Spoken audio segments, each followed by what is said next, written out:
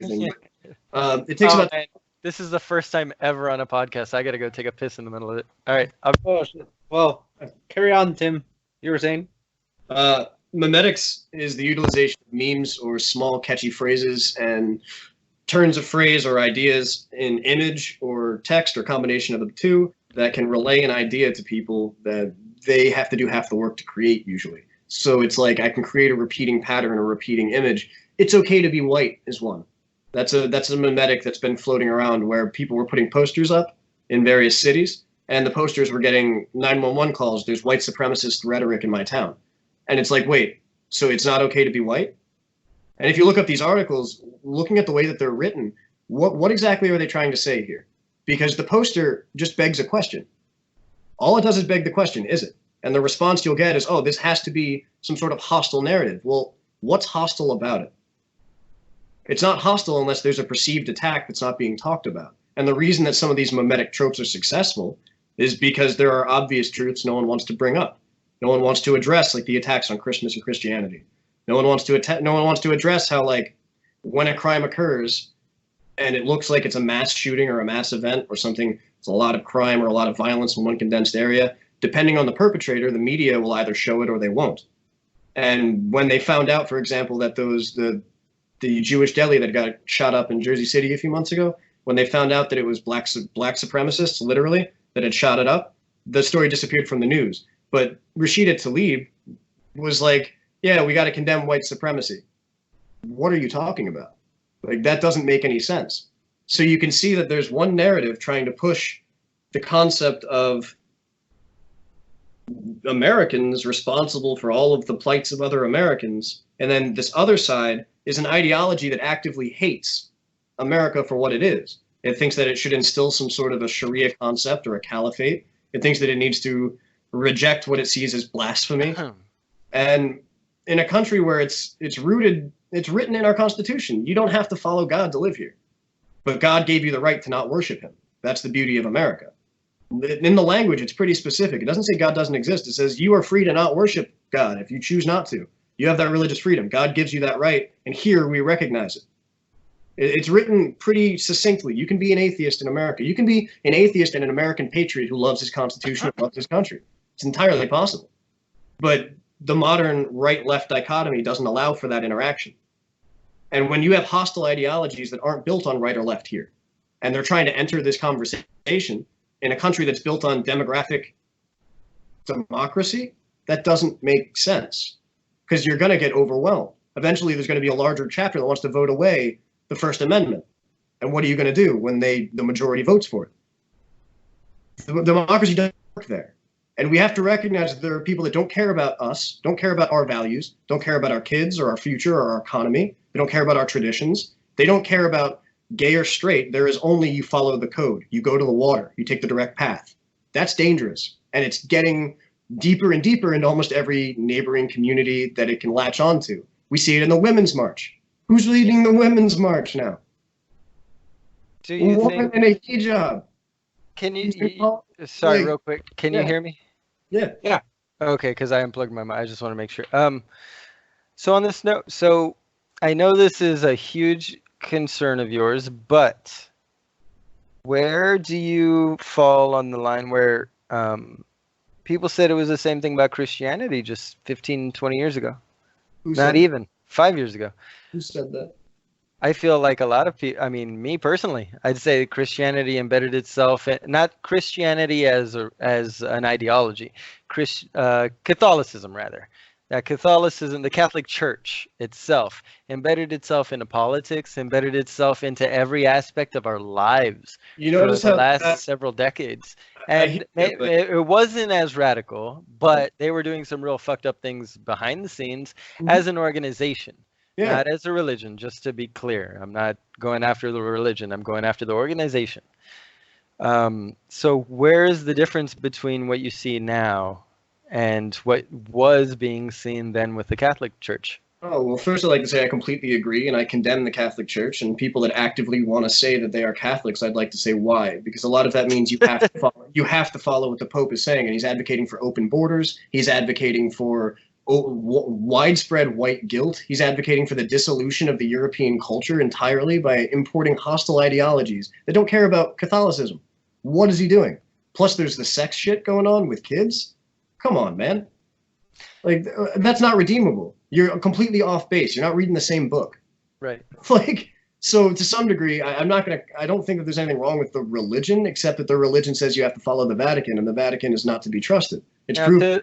To put it in terms that's or to more religious people who might be offended with this conversation, if we were talking the same thing about the government, we have a constitution that should have been followed, abided by our government, but we have an organization called the government that is using that same constitution, just like the organization called the Catholic Church is using that same Bible with all the right rules and right regulations that we should follow, but they're using it and manipulating it to their advantage to completely fuck up our lives. The two largest property owners in this country, private property, right? That would be McDonald's and the Vatican. McDonald's, really? Yep, because McDonald's owns all the property that it launches its franchises from. And Starbucks just rents the location, I guess. Yep, people leave their houses and stuff to the church when they die a lot. So the Vatican's the second largest private property owner in this country. I didn't know they still did that. Yeah, People still leave their properties to their church? Yep. Jesus Christ, have a kid or something. So well, the grandmother is doing it because her kids' have houses. They're just assholes, right? Yeah, whatever. You could always leave it to everybody and be like, hey, just sell it, split the money. At least it's not a televangelist, but it's almost as bad. Oh, can be. All right, Frank, you're still there. You got any more questions for our big man in the screen here? God damn it, you look good on camera, Tim. Anybody ever tell you that? No, I don't think so. Thank you. You got a face for screen like me and Frank got faces for radio. So good job for you. Congratulations. Golf clap. Frank, the skin looks good on the outside of my bones. I didn't have anything to do with that. So like, you racist. You're saying our skin isn't as good as yours? No, I'm saying that if my face looks good on camera, fucking white supremacist. I knew it. No, you're a white supremacist. It took 2 hours of conversation to figure this. I'm so look at him. He looks so offended. We're not allowed to say that. We'll bleep it out. Every time I say white supremacist. That's like the N-word for white people. It's gonna be I know. You can call us spics. It's hilarious. We're friends. Yeah. You have a spic pass. Mm-hmm. Because of us. He's so uncomfortable. Look at him. I love it. I finally found it. I found the conversation he's not comfortable having. ¿Por qué yo hablo español? Like, why can't you just I've been having the pass for years, man. I don't know, man. You probably speak more Spanish than I do. Oh, well, what is this then? Jeez. What? I'm brown. It's okay. Yeah, brown privilege, regular. Yeah, Just blame Whitey. You'll be all right. Blame Whitey. No, you're probably one of my favorite white people. But to be fair, I only know like 4 of you. I'm exceptionally white too. I glow.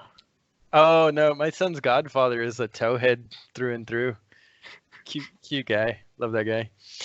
Anyway, this is the end of the podcast. What are we? We're at how far along are we here? Yeah, like 30 minutes left. I know, but let's have fun. Let's get to know you. Hey man, where did you go to school? What kind of kid were you? I was a fat kid. No shit. Yeah. I was 190 pounds in 6th grade. Dude, I have never reached 190 pounds. Oh, really? My biggest, I was 230, but that's after prison. I was big.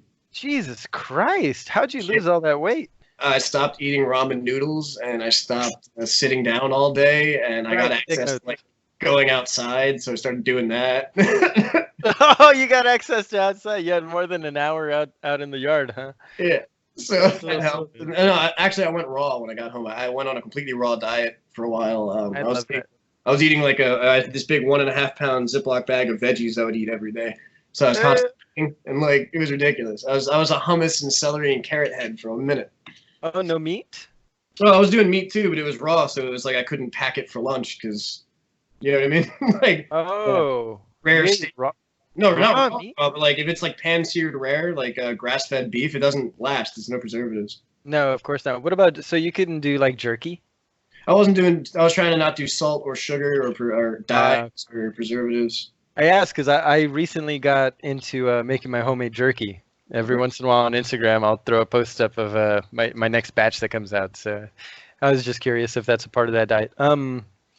So you did a raw diet. How much weight did you lose? Where are you at now?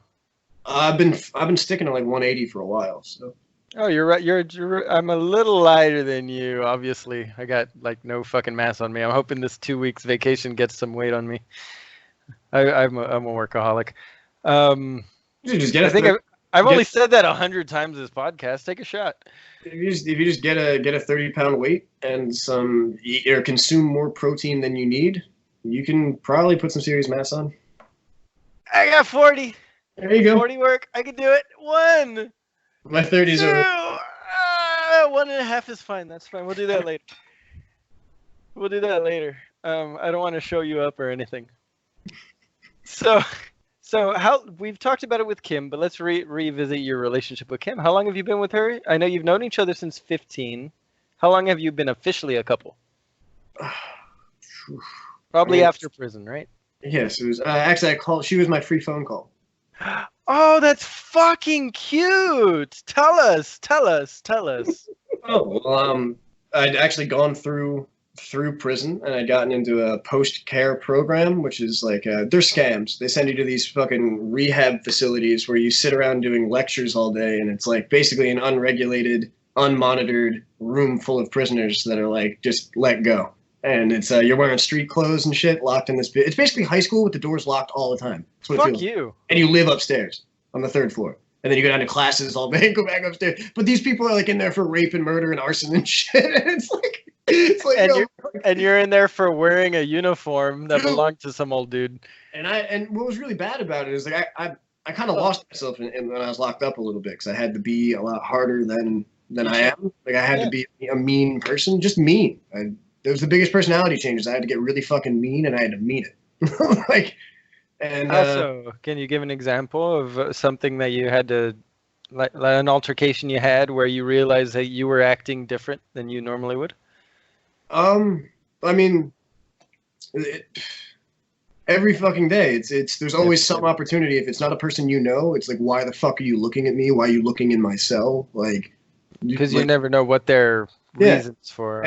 And then you also have to ferry that with, is the person I'm talking to batshit crazy? Are they immediately going to try to test their animal violence against mine? You know what I mean? Or is this just I've been on dates like that. I'm telling you, I've dated people like that. I've been to high school with people like that. This sounds like the worst high school experience ever. Because I was in a youth prison. I'm sorry. I was in a youth correctional facility, which is like. Can I demean your prison experience anymore? Like, oh yeah, it was just high school. Oh, dude, no, that's not inaccurate. I mean, it reminded most of the kids I was locked up with were between 14 and 26 or 28. Something like that. Shit. There was like one 30-year-old who just never accepted his transfer because he had to finish his whole sentence. So he was like 30, running around a bunch of 15-year-olds. Fucking Tony. God damn. Well, shit. So you get out. You have the one phone call. Is this when you first get in? Yeah, when I first got to the new place. What made you call her? Why her? Why not your mom? Why not your parents? I mean, I hadn't really been talking to anybody. My dad and I had written some letters, but. Oh, you've been more or less estranged from your family at this point. Yeah, I haven't seen my mom in years and years. She left. You know, like normally the dad set up franchise families. My mom set up franchise families. She had my older brother with this dude. Then she had me with my dad. Then she had my younger brother with some other dude. Now she's out in Chicago somewhere. We've had that conversation. My mom had one kid with her first husband, 2 kids with the second, and then 2 kids with the last one. Which she's still with my dad. I am the lucky one with the mom and dad. My sisters. I'm glad that I like women and stuff, because for the most part, people that grow up without moms end up really aggressive towards women and end up like all fucked up. Like, yeah, the statistical chances for you were pretty negative in a lot of aspects, huh? Yeah, I'm glad I wasn't all bundied out. You know, I think I got a decent head on my shoulders and I've got my life on track. But I was Yup. not anywhere fast. You made it. You made it to prison, but you didn't beat the wife and rape the children. So good for you. Yeah. We all have our demons, man. I'm hey, proud of you. Maybe it doesn't mean shit to you, but as a person who's just met you, I'm real proud of you for fucking being able to be honest about your own past and own up to it. And it is what it is, man. I mean, we can only do so much about who the fuck we were, right? One thing it's really taught me is how soft the average person is. I was telling Frank before we started recording, apparently I was a crackhead for a little while. I didn't know freebasing was a form of crack. I thought I was just doing cocaine in a new fashionable way. No, that's baseball, I think they call that. Yeah, freebasing down, or foilies down here. That's from Boogie Nights. You guys want to play baseball? I never watched Boogie Nights. Ever since I heard Mark Wahlberg showed his penis, I couldn't watch it. I didn't want to be jealous. I watched it when I was young. My friend, I had this friend Zeke. He. Does everybody have a friend named Zeke when they're kids? I hope so. Everyone needs a Zeke, dude. Everybody. Frank, did you have a Zeke? I think in Iraq they called Robbie Zeke at one point. Our Robbie? Yeah. No way. Yeah, because his last name starts with a Z. That's hilarious. Zepeda, that's right. Oh, whoops. Gotta blank something else out this episode. God damn it. Anyway. Oh shit. Anyway, I got into the rehab, and our first day in, we have access to a phone in our room. It's just in our room instead of a phone bank against the wall for 60 people. It was just like one phone, and a dude's on it, another dude's on it, another dude's on it, and like while I was sitting there the first day, everybody in the room kept hopping on. So as soon as somebody hops off, I just go over and I pull it off, and it's like, dude, every fucking day was like some ridiculous. It was just ridiculous. It's like I pulled the phone off, and I literally had to like look at a dude and be like, because he was like getting up off the bed to go for it. Like, oh, all right, creeps back. Like, what the fuck? Like over everything. Like, nah, bitch, it's mine this time. Dude, over everything. Oh man. Like toilet paper? How's toilet paper in your life at that point compared to now? At that point, you got a free roll every week if you didn't buy it in canteen. So. A free roll? Shit, people stab a bitch now for that. Yeah. People used to take the wrapping around the toilet paper and roll cigarettes out of it. Like that. Oh, yeah. Comes with the Charmin wrap. It's ridiculous. Okay. But why is that ridiculous? I used to use shoe paper to roll joints with. The one you get when the shoe boxes? Yeah. The wrapping paper in the shoe boxes? The tissue paper, yeah. Yeah. I had a friend that used to use a King James Bible, and it was a terrible, terrible thing. It stunk. It never worked. It never stuck. I did that too. I used the blank pages like everybody else. I didn't rip up the actual words. It never stuck. You couldn't get the side to stick to. He thought it was like a gimmick. He was like, "No, dude, that's just gross stuff." It's not worth it. No, it's not worth the time. No, I remembered her number. I've always remembered it since I first learned it. It's like Did you have it?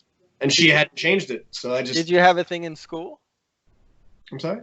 Were you and her together in school? You said when you were 15, I assume, in class. We met. I was doing a stand-up I signed up to do a stand-up comedy thing in New York. I sent in a tape, and I got accepted. But at 15 years old. Yeah, but audacity. I clicked the wrong box, and I ended up showing up for the improv week. So I was like, "Oh, this is kind of stupid," but whatever. I sent in a stand-up tape. But I clicked the wrong box on the check-in thing. So they were like, okay, stand-up tape, you're going to improv, I guess. I guess no one decided that I messed up. And so I go to do this improv thing in New York City near Times Square, like 43rd Street or 45th Street or something. And some of the kids there, they're all New Yorkers, and they're going to go hang out afterwards. And I was staying with my grandmother in Queens at the time. I didn't know anybody in the city. So they were like, oh, you should come hang out, see what New York's like, blah, blah, blah, blah, blah. So I was like, all right, I'll go. And then at the time you're living where though? You had to travel in from where? Oh, I was living in New Jersey, and then I went to my grandmother in Queens while I attended this thing for like a week in New York. So it's just you're in the area. Okay, I was just curious how much you traveled.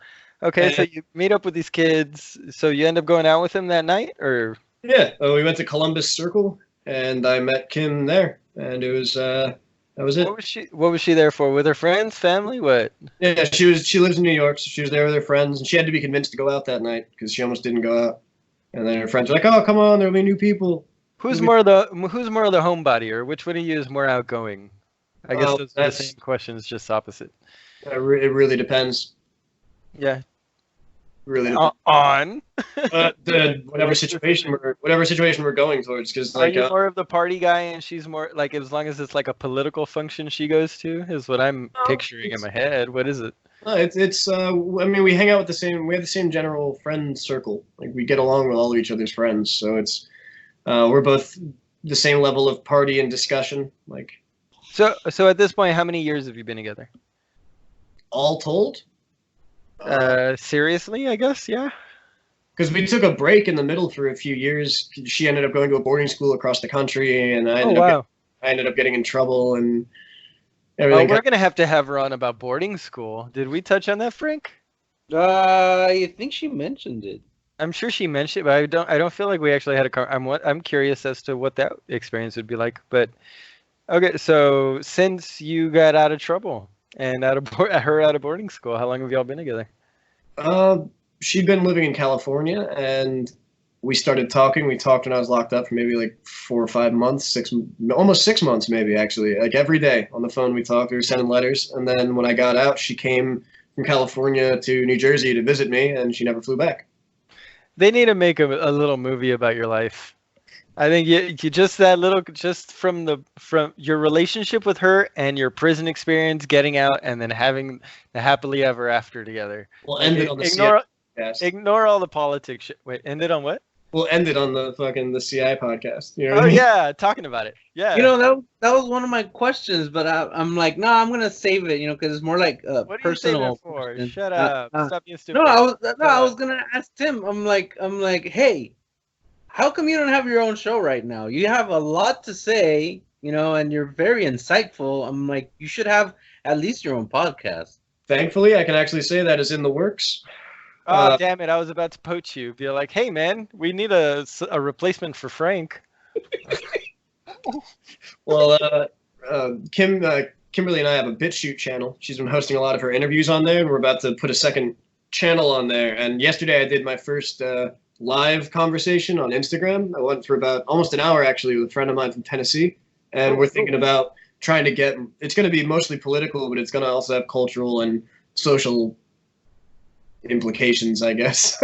I want to start connecting some of these despotic nationalist groups that exist online and shave off some of the hard edges and get people using the same talking points and try to like move the conversation forward. Because unfortunately, politically, we always get up to this wall, and then the wall like breaks down, and then we have to recede and try to get the high watermark back to, okay, what do we do next? And instead we roll back and we come back into discussions about individual identity or about geography or about, demographic is a big one now. And these conversations, when you get up to the point of actually, okay, well, what's the pragmatic next step?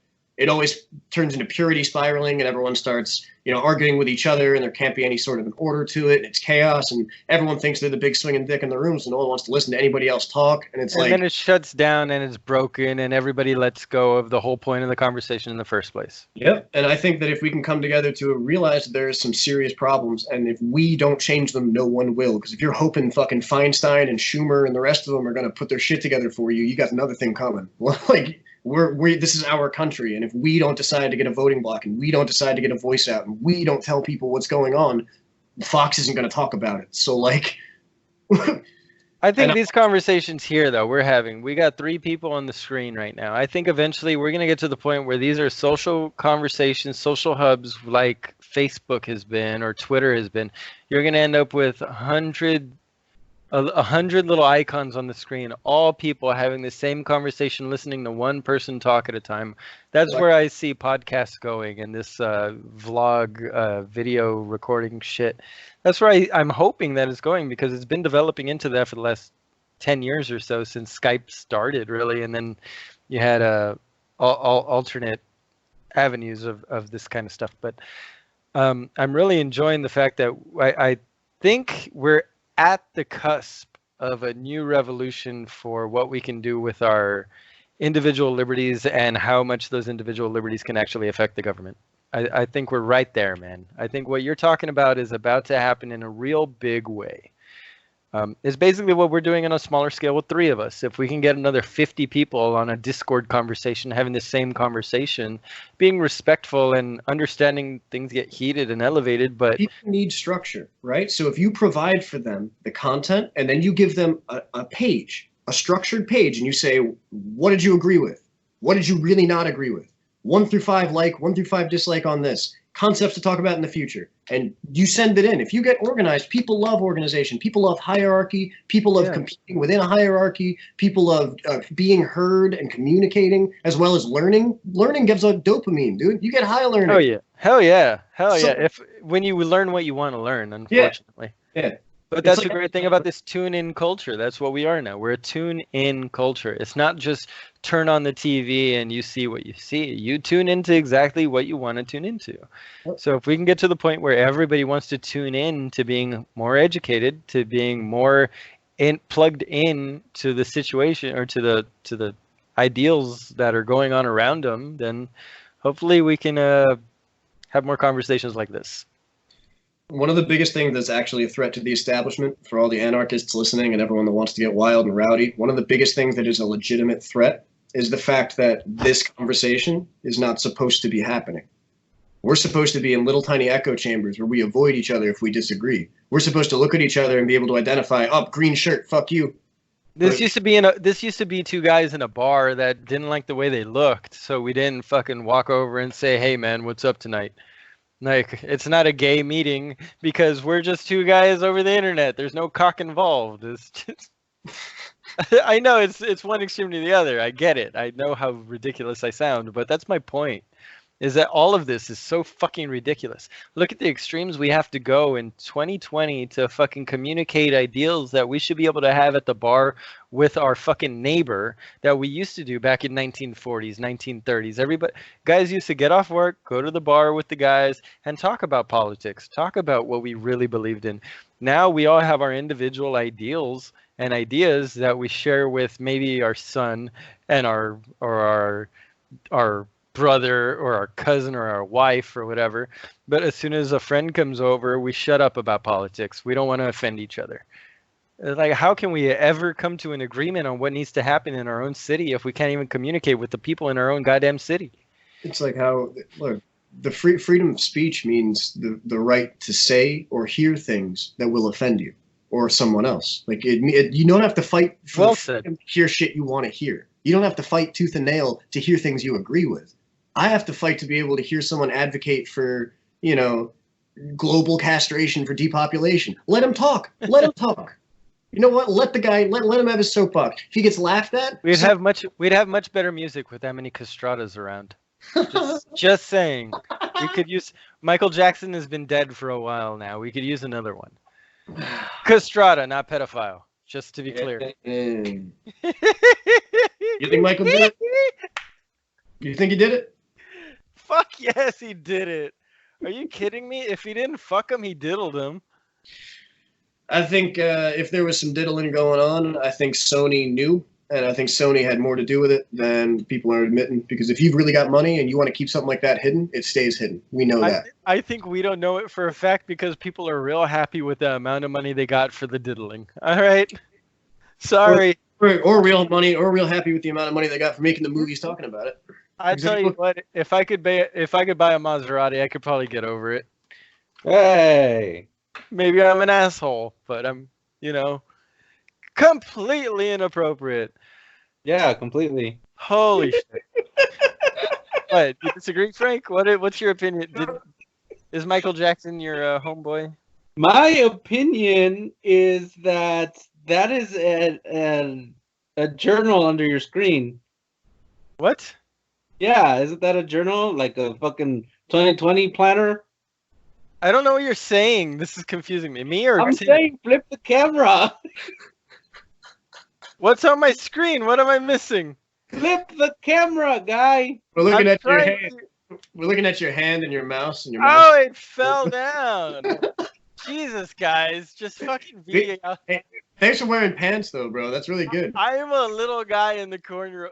Fuck you. Hey, man, I almost didn't. Oh, why don't you stand up for us, Tim? I'm wearing pajama bottoms. You want to see? Yeah, I thought I saw that. I wasn't sure until you tried to call me out. Pull them down. Let's see what you're working with. Nope. This is taking a hard left turn, sir. Oh, yeah. Real left. Left of center, for sure. Are you calling me gay? You have a problem? I'm calling you an advocate for the LGBT community. I'm an advocate for humanity. Are you alive with a heartbeat? As long as you're not an asshole, I'm all right with you. You know what I'm saying? Anyway, hard left turn. I think that's a good point to stop this because we're probably going to start this on the podcast about 18 minutes in. We're over to, oh, Jesus, we've been going on for a minute, guys. How do you feel about this, Tim? It was good. You know, if you guys ever want to chit chat about something else or want me to yell at somebody on here, let me know. I like getting nitty and gritty with debates. Yeah, I'd like to get maybe you and Kim on next time, and we can see what you two as a couple are like. I know I saw one video of you guys on BitChute together. I think that was your first one together. Yeah. Love the chemistry. It's almost like you're married. Almost. Frank, why don't you let the people where they can let the people know where they can find us, and we can wrap this shit up. You can find us. Wait. I'm sorry. That was disrespectful. Frank, do you have anything to say to Tim before we go? Any more questions? No. I didn't think so. So let them know where they can find us. Well, there was this one because You're really gonna do this? Yes, I'm really gonna do this. Okay, fine. I'll ask Tim. But no, because Tony anal came to play or mind. not? Do you like anal play? No, I'm sorry. All right, we'll let Frank ask. Frank, what's the question?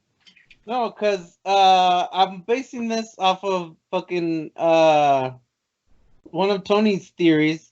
If the coronavirus was planted, was it to harm or help Trump? Because Tony thinks it's to help Trump. I was curious as to whether it was one or the other. So my theory is that the coronavirus, much like the Iraq war for Bush, was a ploy. Well, just to reference Bush and Iraq and Iran, it seems that that was a ploy to get him reelected, because I remember it being stated a lot at the time, you don't change presidents in the middle of a war. It was almost like a chant, people would say.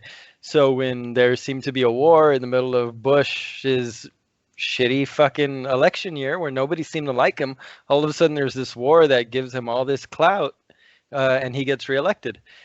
To me, what it seemed, just time-wise, I'm not saying I believe it or the other, but it is kind of a coincidence that this big thing that's allowing Trump to come up with a stimulus package that literally is paying people thousands of dollars this next month and possibly the following month, it seems like it could kind of be a way to just get Trump in the eyes of the lower class, and give him an option for a second election. What do you think? Am I completely off base here? Is this? Well, I got two points on that. One, you're describing the plot of V for Vendetta, in which the government releases a pandemic to secure fascist control. So you're describing a movie plot. I mean, everything is a movie plot. Don't get bogged down in that. That is Three Marys. That is literally the plot of V for Vendetta. Okay. The Norse Fire Party released the Three Marys virus in order to gain political control, and then they could separate themselves from the rest of the world, and then strength through unity, unity through faith. I'm just saying that theory. But just because makes a lot of money. Because it's been thought of before, does it mean that it's impossible to be? No, not at all. I mean, again, okay, let me be real clear. Again, I had 2 points. Like, that was just the first one, right? Okay, cool. But the second point is, I see the validity in the Hegelian dialectic that you're presenting, in which you need solutions, so you create a problem to get that solution. So I completely understand. But what makes more sense to me is that China didn't want to be the only ones having a pandemic. Because if they did, the 2047 theory, that in 2047 they're going to be the dominant superpower on the world, or in the world, that's their goal. They set 50-year goals and 100-year goals. A lot of these countries have very long-term goals, and something like a pandemic like that is really going to stir the pot. Now, I think that if you add Agenda 201 and Bill Gates' involvement with the coronavirus, it becomes even more sticky to say exactly who's responsible, because Bill Gates is not a Trump fan, and neither is Xi Jinping. I've heard. So I've peripherally heard of the Bill Gates theory. Okay, you want to share that real quick? Sure. Bill Gates knew this was going to happen. He launched Agenda 201 to talk about eradicating 10 to 15% of the global population through the use of vaccines. And he talked about it during a TED Talk. And then he openly discussed that the coronavirus, specifically this chain of COVID-19, is going to be Actually, I don't want to say it's COVID-19, but I know that it's a coronavirus, specifically an upper respiratory virus with fertility implications. If that got widespread around the globe, the result would be a global government. It would be a safer world for a technocracy, and it would be ultimately better for all humanity. The lower hearing that in November. Talk about November. that in November. In November, that was the first times we started. In October, November is when we first started getting reports of the Wu flu, right? But impeachment was happening, so nobody in America wanted to talk about it. So the more Trump's saying we've got something to do, we have to take care of this. They're saying no, you're going to be out of office because of this trumped up bullshit we made up. So like, so by the time it actually comes around to pandemic time, he's like, yeah, this is a media hoax. That's where the corona hoax comes from. He was like, this is a hoax. You guys are pulling a fast one on the American people. You're creating a hoax pandemic here. I've been saying it probably was at the time, and if it is a conspiracy theory, I'm still of the ilk that believes that it's a natural phenomenon, because I have to believe in what's that law where it never attributes maliciousness to that. Yeah, Occam's razor. Yeah, so don't attribute. You fucking know. God damn it. I say this every other episode. I can't think of it right now. Malicious intent, so it could just be negligence. Negligence. Thank you. So I just think it's on Clorox bottles. Clorox gets rid of coronavirus. It's fucking on there. There's plenty of cleaning products that we've known about a coronavirus. It's been in SARS and in MRSA and in all these other flu type things that we've had previously, and we never developed a vaccine for it. We never developed a system in place in case it became more widespread. It's negligence. It has to be. How can you attribute? We're not that smart as individuals. We're not that smart. Have you ever been to a job and worked with 4 or 5 other people and tried to do anything? Something fucks up no matter what with 5 people. Try and get a government full of bureaucrats and idiots that don't know what the fuck their ass is from their fucking mouth hole. Okay, I hear you, and I hear the validity of that theory. I do, but one element that I would like you to add, because this is a hill I would die on. I really believe it to be true. There are elements at play that want this to be worse than it is. 100%. 100%. So is it as bad as it is, or are they forced? Now that's the conspiracy though, because China couldn't actually spread it unless they knew people were contracted the virus, and it purposely sent them to the United States. Is that what we're talking about here? Yes, that is what we were talking about. Dude, this is going to be a 3-hour fucking podcast. I'm saying, okay, fentanyl. Where's fentanyl? No, not because I disagree, just because where does fentanyl come from? What country makes it? Richard, three doors down? No, I don't know. It comes from China. It doesn't really. Did it derive from China? I thought in super labs in China. Oh, in the United States, right? Why did I hear? I'm sorry. I heard that it was actually the Philippines. Was that just some random fucking website I read? Did we hear anything about the Philippines? I have no doubts that it's being manufactured into another drug in the Philippines. Just like in Vietnam, they're being pressed into MDMA tablets. MDMA is huge in Vietnam, in Singapore too. Really? MDMA is huge anywhere you get to try MDMA. It's a fantastic drug. You just mix meth and fentanyl in with it, it becomes an incredibly potent drug. It's incredible. It's potent without it, but yeah. It gives you the roll. That's what gives you the roll effect. Yeah. You're on one and then getting dragged down on another, and up on one and dragged down on another. All the while, MDMA is it's an adrenal drug. So when you get excited or scared, or where your heart goes up or down rapidly, the MDMA effect becomes more present. Quick side note: that's something we haven't addressed with you. Your drug experience. Is that something you're familiar with? MDMA? I'm a big Hunter S. Thompson fan. Oh, enough said. Okay, if you don't know what the fuck he's saying, you have no business listening to this podcast. Fuck you.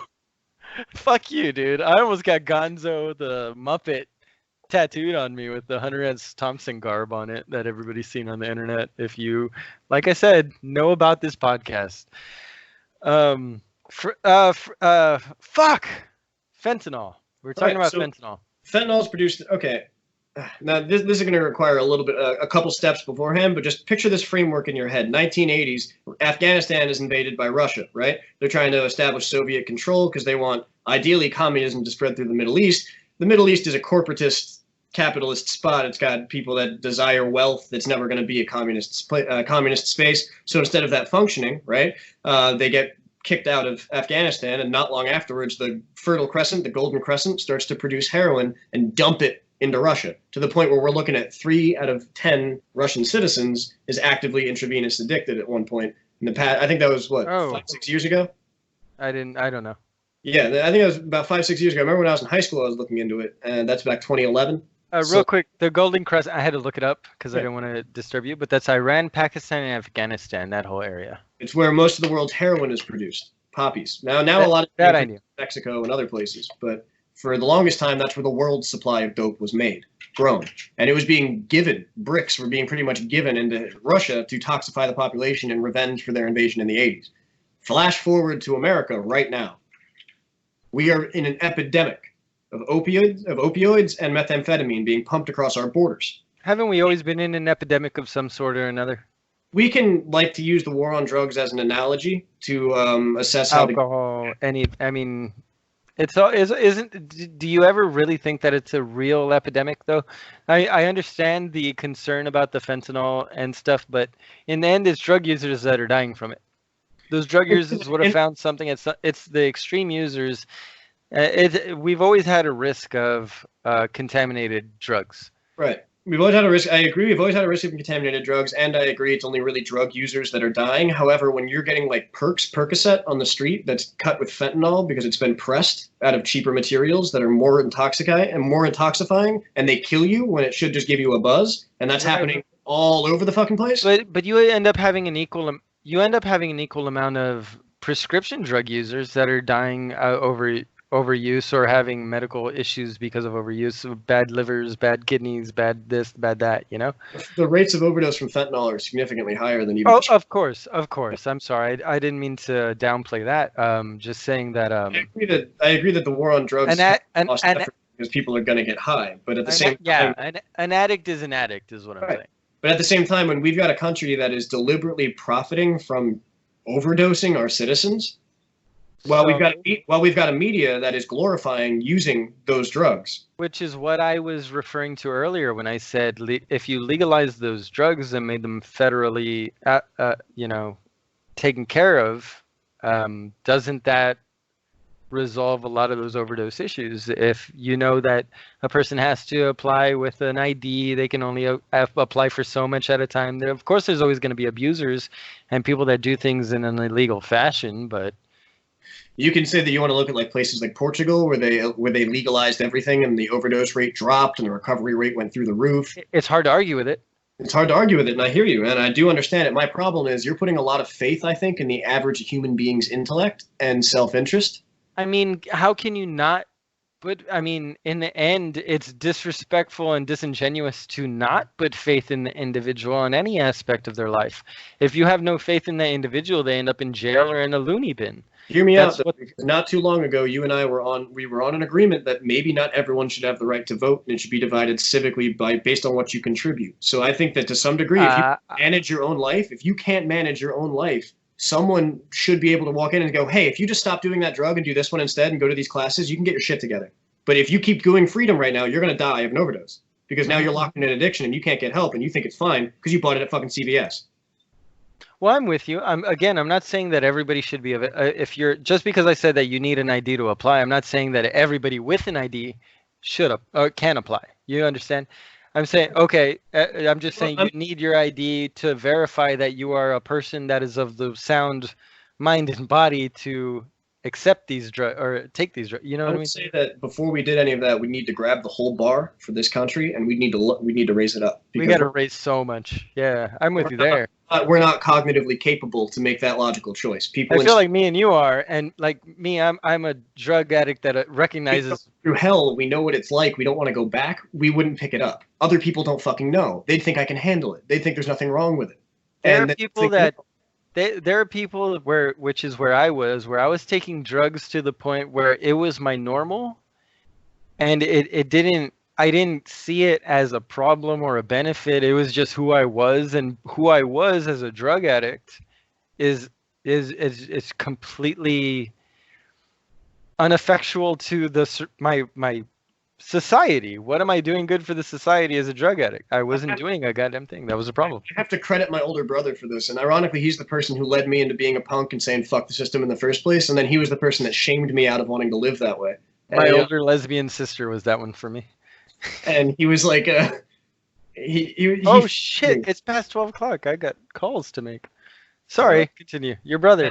He filmed me at one point talking at one of the punk houses, and people would listen to me when I talked because I've got a good presence with it and shit. And I was going on and on about how all life is you wake up and you try to find a way to chemically distract yourself until you can fall asleep and restart the whole thing. And he showed me this video the next morning, and I was like, that is the opposite of anything that I want to be or do. That does not sound like a fun fucking life experience. And it had come off the cuff in like a Bukowski sense. Like I'd adopted the idea of intoxication as so inherent to who I was that I believed that, yeah, no, life is about waking up in pain and finding ways to clarify your perception of the world and make it manageable with chemicals until you fall asleep. And it was like, that was my existence because I had no interest in looking in. I had no interest in examining why I was running from myself. I didn't want to know why I had nightmares or why I got upset about shit. Why not? Because it was easier. Yeah, of course I was terrified. It was so much easier to have to go. Forgive me for being asinine about it, but I was raised to always be very careful about how you presented yourself and who you were to other people. So my entire life, even when I was fighting against that, it was for a purpose so that I could show that I don't care about what you think. You need to know that I don't care about what you think. So it's basically, I needed you to think about me as not caring about what you think. Exactly. And so that your description of genuinely not being in that position where you actively didn't care, I was forcing myself to be there, and you were there, it seems like, which allowed you to do crazier things like get arrested. Like, yeah, I was trying to, in a sense, everything I did illegal, I did so fucking carefully. My dad told me one thing when I was a kid: if you're not smart enough to get away with it, you're not smart enough to be doing it in the fucking first place. So I never did anything I couldn't get away with, and that allowed me to be a functional addict, which ended up being a boon in my personal life, but a boon in my social life, but extremely negative for me in my private life, because I learned, well, I can do a fucking 8-ball of cocaine tonight as long as I show up to work the next morning and nobody knows. So it's an issue for people like me. I hear you. But in your situation, it was what gave you that wherewithal to understand that that you needed to rebel, that you needed to legitimately not give a shit? Is that how you felt, or were you more along the lines of what I'm saying? I hear what you're saying, but I don't think it was so much a conscious decision as I had lived. Look, my friend Adam, I had a lot of friends growing up because I had a very unstable household. Like, so I would attract broken kids to me. Yeah. And I became, in some ways, like a surrogate authority figure to them, because I would tell them what to do and what not to do, what to wear and what not to wear, and who to associate with and who not to. And I was just trying to figure shit out. I was a kid too, but I liked the idea. But you had that position of authority almost. I was looking to gain what I'd never had in the father figure concept, the tribal leader concept, and I wanted to feel respected. So I would try to behave in a way that would shield people from whatever their pain was. And that was usually easiest with just have another drink with me, go in the backyard, let's punch each other a couple times, let's turn the music up a little more, let's break some lamps. You know what I mean? Like, fucking. You started young from the sounds of it. When did you start drinking in the debauchery life? Dude, 8th grade. Wow. For high school. That's when I started living at punk houses with kids that were in their mid-20s, and they were all musicians, and I was the token kid that would come around and would, fight tooth and nail and fuck up adults over nonsense. Yeah. I was wrestling in high school at the time. It was the same. I was on the wrestling team. I would show up to wrestling practice, like, hungover and, like, reeking of cigarettes. And, I had fun because I was going to a school where kids were wearing outfits that cost as much as our grocery budget for the month. Right. And they let me know that was the situation. They didn't let it go unsaid. So when I got my wife actually just to interject here, my wife actually just told me this last night, that she remembered a time where she went to school in a shirt, and the little girl, oh my God, I saw that shirt at the dollar store. You bought that shirt at the dollar store? How disgusting. I was like, were little girls really like that? I couldn't believe it. People are fucking... Affluence is its own strange culture. Well, the thing is, I grew up in a family that was middle class, not upper, not lower. We were legit middle class. So I had nice clothes, but I didn't have a nice car. I had a ride to school every day because my parents had the time, but there was never anybody at home when I got home, kind of thing. You know what I mean? Because they were working. It's that situation, exactly middle class. Yeah. And so I remember getting shit on because I wore a name brand hoodie. It was a Gap hoodie. Gay, G-A-P. Guess what I got called all day? Gay and proud. Yeah. Gay and proud. So I got shit on for my affluence to a degree. So my point is, everybody got shit on, and we all go through this, and some people to more of a degree than others. It's how you handle it and how you grow from it. And to be frank, Hey, hold on. You're not Frank. You're not allowed to be Frank. Frank, shit. Did you get picked on? Oh yeah, all the time. For what? For any stupid little shit. You weren't a fat kid. We learned that Tim was a fat kid. Were you a fat kid? You were kind of slim, weren't you? Yeah. Yeah, I got picked on for any little thing. Like, I got picked on by mostly girls for looking fucking 30. I know, I used to catch that too. Really? You guys had an older look about you? Yeah. Well, I did. Tim? I've been my height since I was like maybe 9th grade, 10th grade. I've been about 6 foot 6'1", somewhere. Oh, you are tall. Okay. When I wear my boots, I'm 6'1" easy. So like, and I only used to wear boots and black leather and everything else. So I used to get shit for like deliberately acting as if I did not belong, and like always smelling like cigarettes, driving a beat up Cadillac to school when I was 16, like working a job, like. Let's be okay. Where did you grow up? You said New Jersey. What was your school like? Was that I grew up in Trenton, and then we moved to this spot, Titusville, which is up Route 29, right along the Delaware River between Jersey and Pennsylvania. And I went to a school called. What an amazing! I'm sorry, but for me, that's like an exotic land. The Delaware sounds like, oh my God, Washington went up that river. What an amazing fucking place to go see. I mean, it was funny because I lived at a punk house in Trenton, right, whenever I could. And when I couldn't, I was in the woods in Hickville, Titusville. Like, we used to go crawfish hunting every summer. We used to eat snakes and shit. Like, just live in the woods. I love crawfish, man. Fuck yeah. It was great. Like, my old Facebook used to just be pictures of me with mostly headless animals that I was, like, actually eating on the weekends. That's rad, man. I got a deer leg in my parents' freezer. I got to go pick up and carve that up for some fresh jerky, bitch. Sorry, you were just talking about carcass. This made me think of a carcass. Shit, man. God damn. You want to keep going? I'm going to let you call it. You're the guest. We're 2 hours, 22 minutes into the audio recording. It sounds like Kim is talking to somebody on her phone, so we're good for whatever you guys are.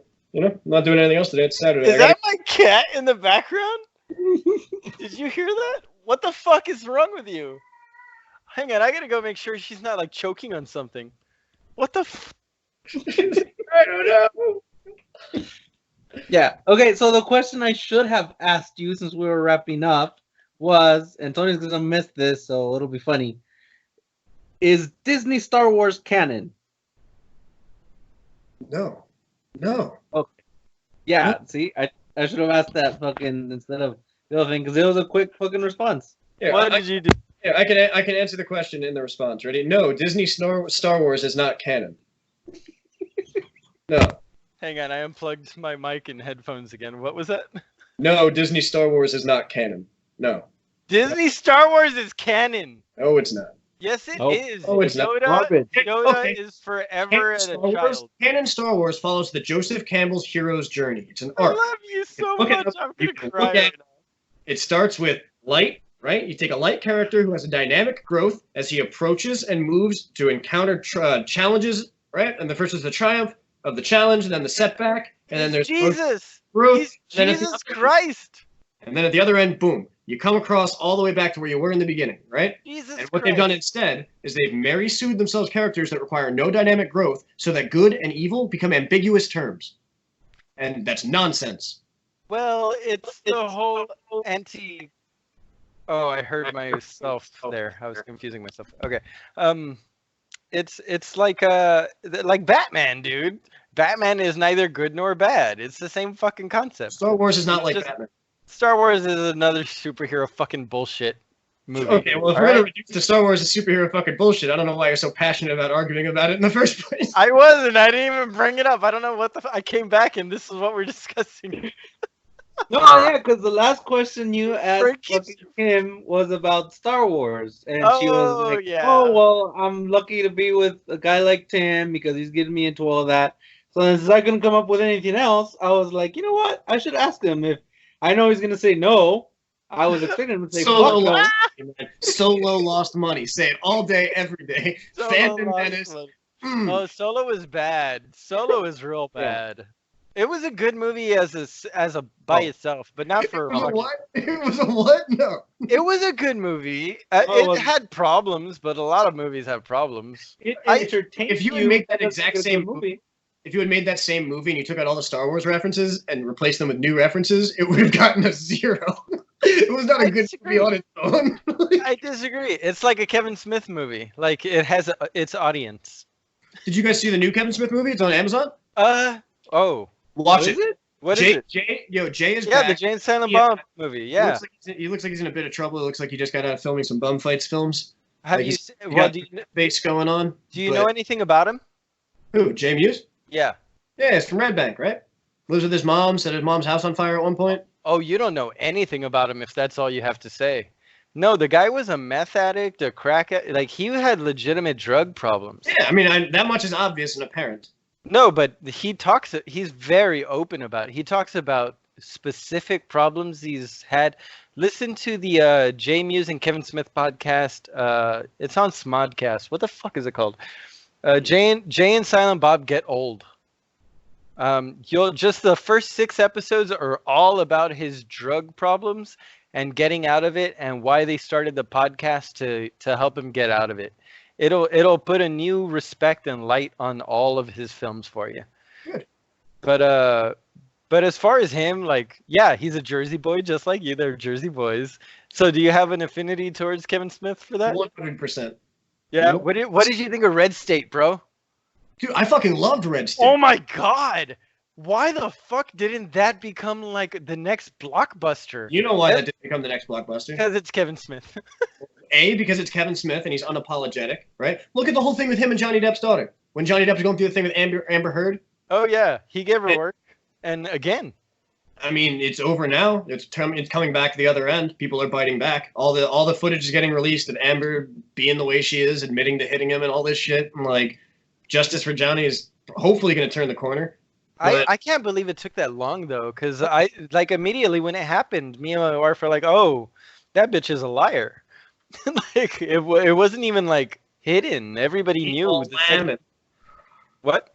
Believe all whamming. Oh, believe all women. Let's see, my sister would hate me because she's a lesbian, and I hope she Hey, never hears this part of Fun this fact. podcast. Fun fact. No, I'm not done. So Oh. she's a lesbian, and she was raped, and she ended up filing a claim with the Austin City Police. I really hope she doesn't hear this. She filed a claim with the Austin City Police, ended up going to a class action lawsuit because several other women filed rape claims and were never followed up with, and those cases were closed as if they were marked as I forget the term, but basically the police that were doing the investigation closed them under the guise that the victim never responded. The victim never pursued. the case. So this is they asked for a settlement in the millions, of course, because it was over a dozen women that filed, and they were denied it. The Austin City Police refused that settlement. Of course, it's the same year that they put in a new horse stable for the metropolis city of Austin to have a brand new horse stable instead of paying these rape victims money for dividends for shit that was never filed and followed up on the way it should have been. So there, I think she is still deciding what she's going to do, but I believe she's going to follow it to the Supreme Court. And the idea is that they're going to install a new system where Austin is required to have a special force for rape victims and a whole division for it, along with settling for the victims, of course. It should be. Heavy shit, right? Yeah. Heavy shit. This is shit that goes on today. This is 2020, and we're still having victims being fucking just thrown away. What blows my mind, I had to see it from the other side of it. I had to be in prison. I was working in the law library when I was locked up in the community in the MCCCC. There might be too many C's. Same number of C's as Mercer County Community College. 3. So Mercer Community College. 4. Oh, yep. 4, 3 C's, 1 M. Mercer County Community College. MCCC, because I went to both MCCCs basically. So I was always saying I wanted to get a T-shirt from the I want to get an orange T-shirt with it, have it next to my college one. Haha. But MCCC. Both sides of the line. You know what I mean? Jesus. Choice here. Let's put it on the front and the back of the shirt. Yeah. The system is completely rigged. It's the just us system, and they're not talking about us, guys. No, like, it's not justice, and it's absolutely backwards. I watched a dude I was fortunate enough to be able to help people get out from bullshit charges. This guy was getting charged with assault when he had tried to walk out with tube socks, and the security guard had attacked him. And it's you look over his case information. The guy was illiterate. He could barely write his own name. And I was looking at his statement, and it's none of the points lined up. They were charging him with 6 charges: felony assault, burglary, aggravated assault, theft by unlawful taking, armed robbery. So how'd you help with all that?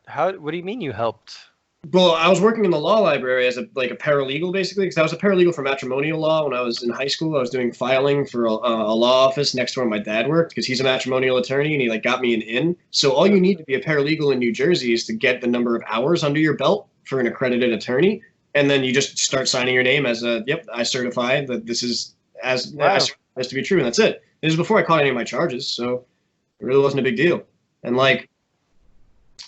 this guy, I got his charges brought down to just 1, and it was theft by unlawful taking, got rebrought to shoplifting of under $100 or whatever, and he got let out with time served. And it was I saw him years later when I got locked back up, when I was back in that same jail, and he was back on some other charge.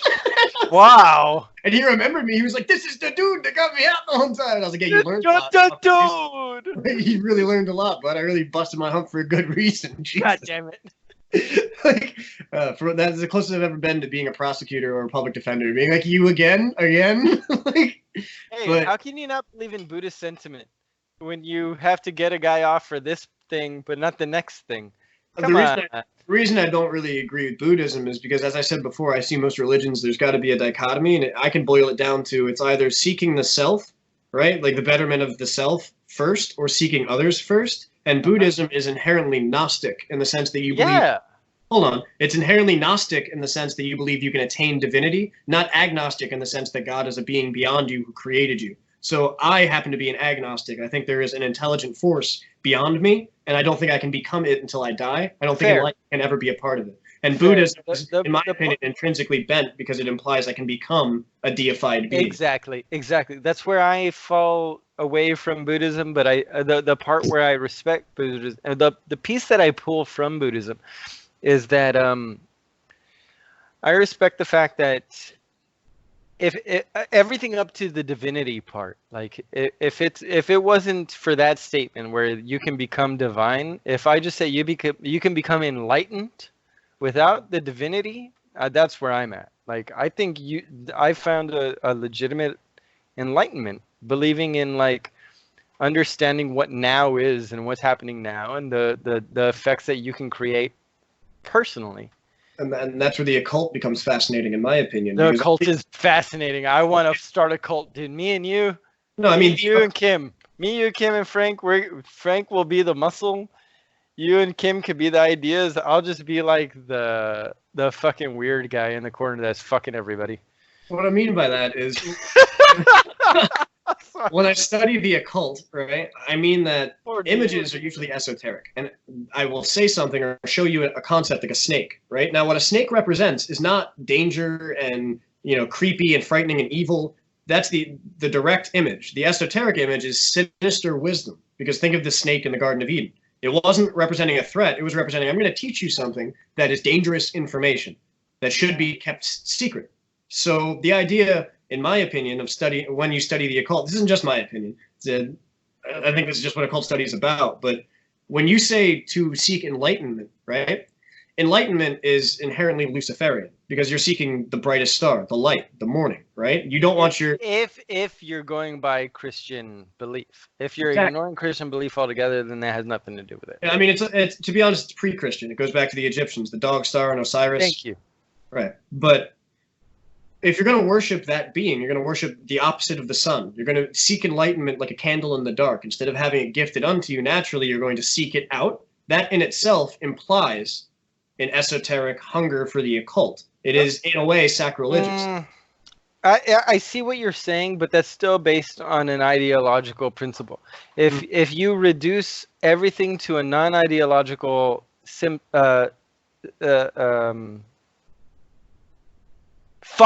a non-ideological thing, then you what I'm saying is so fuck 2.5 hours, everybody, bear with me. We're not used to this. So yeah, that's me every episode, all the time. So what the fuck, Frank? How can you get to this point 5 minutes into every fucking podcast? That's ridiculous. My cat is dying again. Stop dying. Okay. To some degree, I think that's how God feels all the time. And as my cat's dying, stop dying. So the way you talk is very biblical. It's very Christianic. You definitely have an ideal of what you expect from culture and from the person as an individual. What if we are at the point where we, let's say we're in the... God damn it, cat! Stop dying! We can't die. Okay, we're not afraid of God. We're not afraid of death. Religion is no longer a factor. Transhumanism. What we're talking about is just being good to each other. Why do you need a God for that? I feel like you claim agnosticism a bit,